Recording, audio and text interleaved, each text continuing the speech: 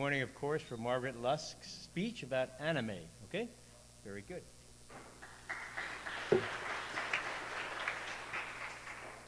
What's a passion that you have? May it be a sport or an activity? I can't do sports to save my life, nor did I have an activity that really took my heart. But after a visit with my aunt and cousins when I was very young, I got my first look into something I would love: anime.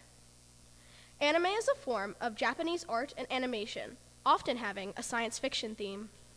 It is commonly mistaken as a genre, as it is actually a style of art. Anime is actually short for the Japanese word for animation. Anime turned up around the mid-20th century during World War II, when the Japanese government tried to gather all of the remaining artists that were sent to war. They wanted to create propaganda. This would influence people through their artwork and be used against the nation's enemies. A few decades earlier, Walt Disney had created his cartoons and beginning characters, like the Mickey Mouse you know today. Many Japanese artists were influenced by Disney, one specific artist being Osamu Tezuka. Tezuka worshipped Disney and loved everything about him, so he went on to create his first series, Shintakari-jima, or New Treasure Island. He became widely known everywhere when he released his ultimate work, Tetsuo no Tomu, or many know the story as Astro Boy. After this work, he was named the father of manga and anime. Tezuka later made a third work, Jungle Taitei, also known as Kimba the White Lion. I learned about anime at the young age of 3, when my parents and I first started going to New York to see my relatives. My cousins had already discovered anime and video games and passed on their knowledge of it to me. The first anime I saw was Pokemon. Pokemon was originally released as a pair of wire-linkable role-playing games produced by the gaming company Game Freak, and then the franchise branched into several more games and a TV series. Pokemon is the story of a young boy whose name varies on the generation you play. He wants to become the master of all the Pokemon and capture them all, hence the phrase, "gotta catch 'em all." Many people in the world have been influenced by this series. Another important anime experience was watching Hayao Miyazaki's movies. This man did the entire production of his movies on his own, the drawing, storyboarding, and creation. Some of his movies include Princess Mononoke, My Neighbor Totoro, Spirited Away, Howl's Moving Castle, Ponyo, and a more recent one, The Wind Rises. All of his movies are done beautifully and are exceptional, soundtrack and all. I suggest them for everybody. Sadly, this year he decided to retire, so we won't be seeing any more films by him, but his talent lives on through his films. Before an anime series is made, a book form usually comes first, the manga. These are basically Japanese comic books. My father introduced manga to me when I was little, reading me a manga version of Romeo and Juliet. The mangas I am currently reading and are finished are One Piece by Ichiro Oda, Naruto by Masashi Kishimoto, Fullmetal Alchemist by Hiromu Arakawa, and Fruits Basket by Natsuki Takaya. Trust me, this may sound like a small amount, but the amount of volumes for each can measure in the 70s and 80s, some even continuing on today.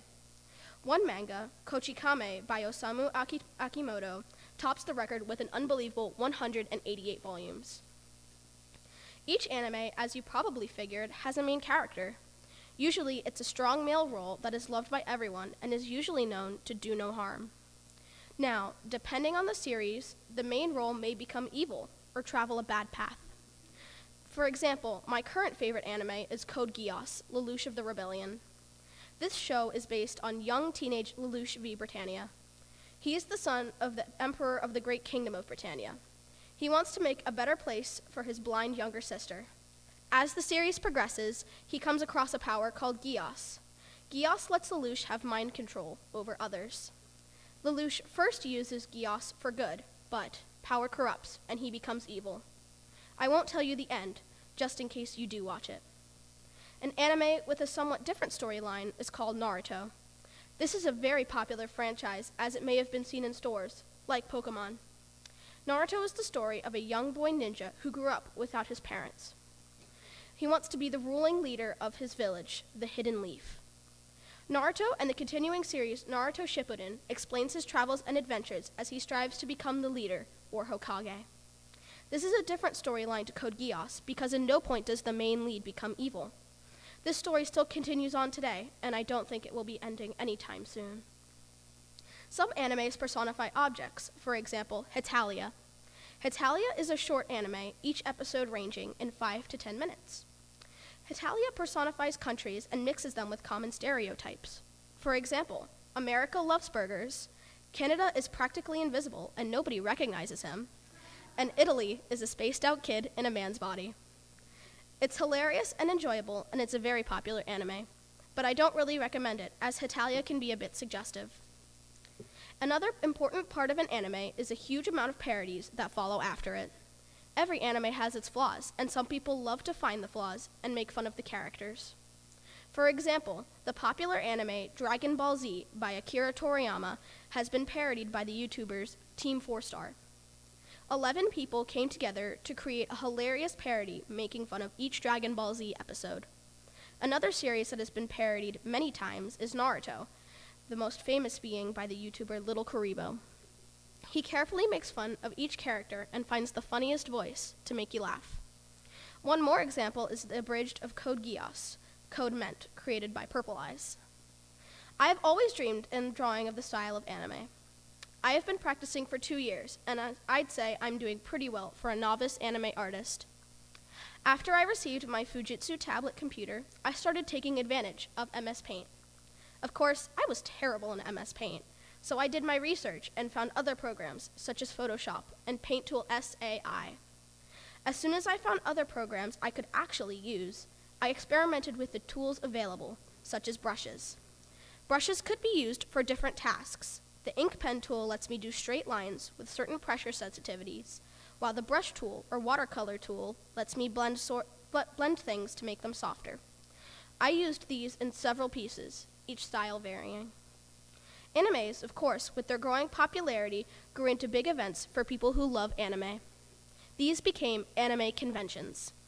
Anime conventions were basically meets for people with passions for certain animes or characters could dress up as characters and buy things related to anime and or specific comics. I had the privilege of going to my first anime convention last year, Florida SuperCon. This was an amazing experience, seeing thousands of people dressed up as characters I knew. Last year, I dressed up as Toby from the franchise Naruto, and my friend Karina dressed up as his partner Deidara. Many people took pictures of my friend Karina and me since they recognized us. Of course, we snapped shots back. At the moment, I'm cosplaying as Enma Ai from the anime Hellgirl, and Karina is cosplaying as Sasha from Attack on Titan. To this day, I love anime. I've since branched off from Pokemon into other shows, such as Sergeant Frog, Mirai Nikki, Future Diary, and Danganronpa. The list just continues on and on. One day, I hope to become an amazing anime artist and maybe even create my own comic series. Maybe I'll start to make my own costumes and go to conventions every weekend, making my own booth and selling my art. Who knows? Maybe I'll meet a famous artist and meet voice actors. The world of anime has shown me so much, and hopefully will show me more.